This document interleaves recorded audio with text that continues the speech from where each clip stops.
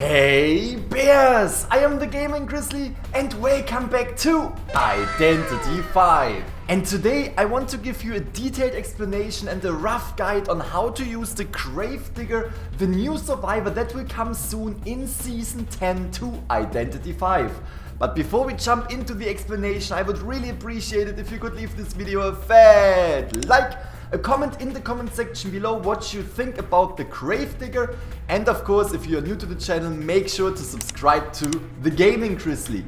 Also make sure to check out my Twitch, link is in the description below, because I am streaming almost every single day on Twitch and we have a lot of fun there, so make sure to join. Alright. We want to go through his ability and skills together, and I want to show you my test gameplay and how you can use his skills in the game.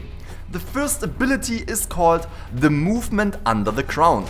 He carries around a shovel. When using it, it enters a hidden state and moves underground. This is his main ability and it gives us a lot of options. But we also need to know a few things about the shovel. First of all, we only get 2 shovels each match, which means you can only use the skill twice in a match. Then we also need to know that when you use the shovel, you need about 1 second to grave your little hole.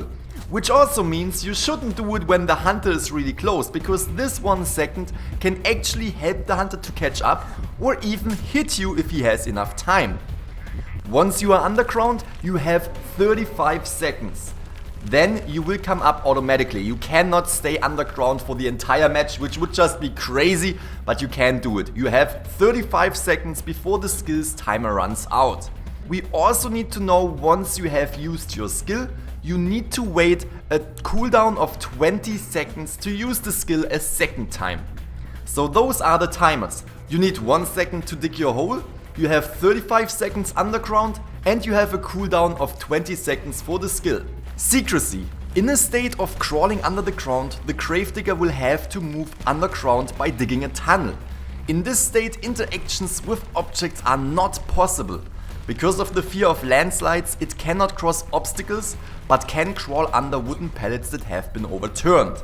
Alright, that is very interesting. So this means we cannot use any objects, we cannot interact with objects, we cannot overturn pallets, we cannot vault windows, we cannot use the roller coaster, we cannot use the whatever, we can't use it when you are underground.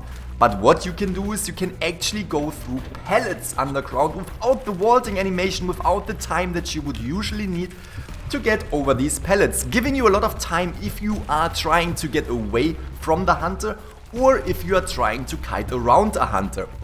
The last thing that we need to know is we cannot go through obstacles. Even if it sometimes looks like we could just get underneath these obstacles, it's not working. And this opens another very important question. Can we just dig a hole to get through the exit gate and move out of there? Nah, that's absolutely not working. It should be obvious, but I wanted to tell it anyway. We cannot just dig our hole and get through the exit gate. Would be hilarious though. I also played a little bit around with the Gravedigger and I tried to get up when the pallet is above me. And usually it puts you on the left or on the right side of the pallet. You can usually not get into the pallet. But at one point, it actually worked. I made my way up into a pallet and then you can just decide if you want to go left and right. This can be extremely useful, but I think this is a bug and I don't think that you will actually be able to get up inside of a pallet. It usually will push you to the left or to the right. Another little detail that we should also know is that we can actually move underneath other survivors as well as the hunter. It says that we cannot cross obstacles, but we can totally go underneath the hunter or the survivors, which means we are having a great option right here to juke hunters by just digging our way underneath them while they are swinging, which is really helpful if you know how to juke. When there is a lower level below the surface of Earth, the Gravedigger can dig a tunnel down to get to the lower level. The tunnel remains. We need to clarify a few things with this skill. First of all, yes, you can dig down if you are, for example, in the Sacred Heart Hospital and you want to get downstairs. Just use your skill and then press the button to go down. But you also have to keep in mind that this will end your skill. The tunnel remains. I don't really know what that means, but the tunnel does not remain. Your skill will end, you have a cooldown of 20 seconds. You can definitely use this to kite around hunters in these areas, for example the hospital or the boat on the lakeside village map. You can totally use it to kite around, but the tunnel does not remain. The tunnel, it's basically the same as if you would go up. You go down, skill ends, you have a 20-second cooldown. We also have to talk about the new map, the Golden Cave map. You cannot just go through the surface to the underground level 1 or underground level 2, but it definitely works in the hospital and on the boat and on the roller coaster in Moonlit River. This also works with the basement, and this gives us two absolutely fantastic options to rescue someone out of the basement. First of all, you can just dig your hole and go downstairs, because while you are underground you can also go downstairs.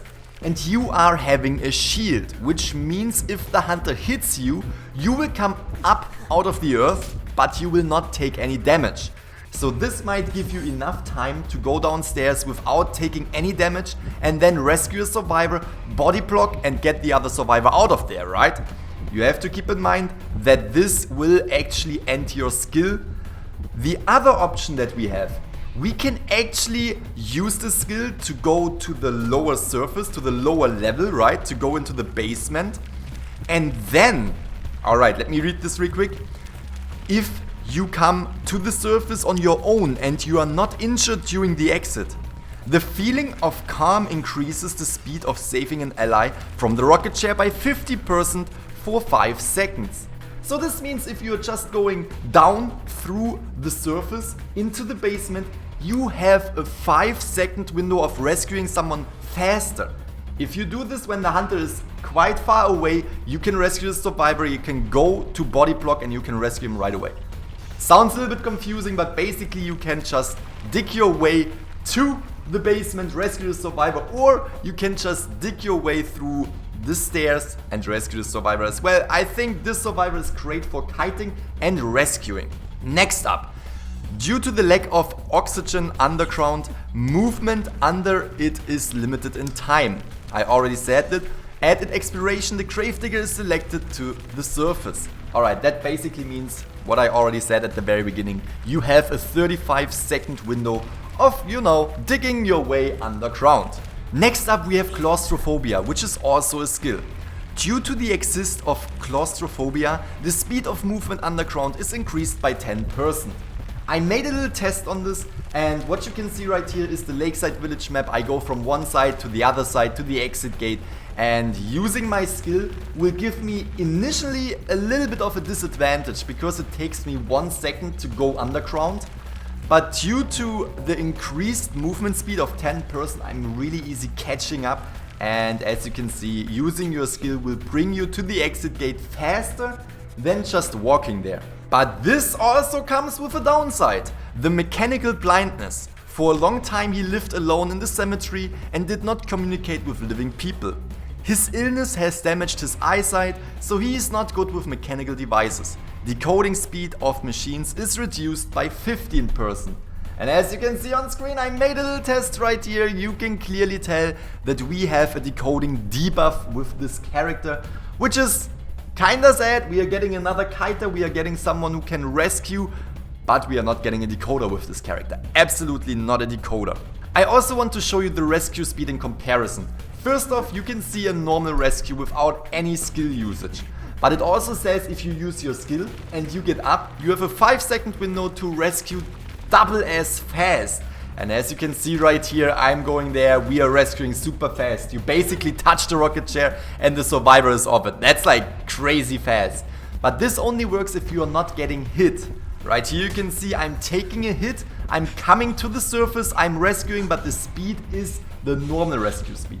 So what you want to do is you don't want to take the hit when you rescue. Or maybe you take the hit and give the survivor enough time to get away because of the animation that takes place when the hunter hits the survivor. I also want to talk about the S tier skin that is coming in Season 10 Essence 1 for the Gravedigger, and in my opinion it looks absolutely fantastic. It is golden and kind of like a little bit of a wild western theme. We can see that he is carrying around a shotgun on his back. Why are you not using the shotgun that you are carrying around on your back to stun the hunter or to bring the hunter completely down? Just imagine. But the hunter got sent back to the manor. No, but seriously, I really like the skin. Sadly, if we get into the game, this is still the test server. We can only see the original skin. We cannot see the limited S tier skin yet.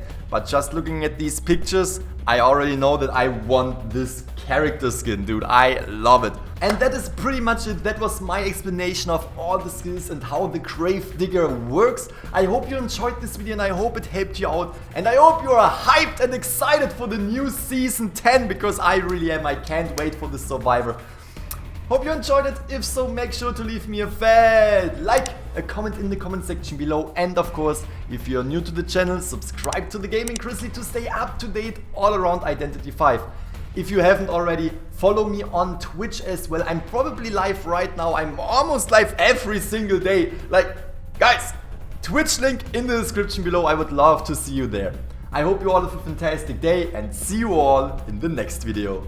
Bye bye!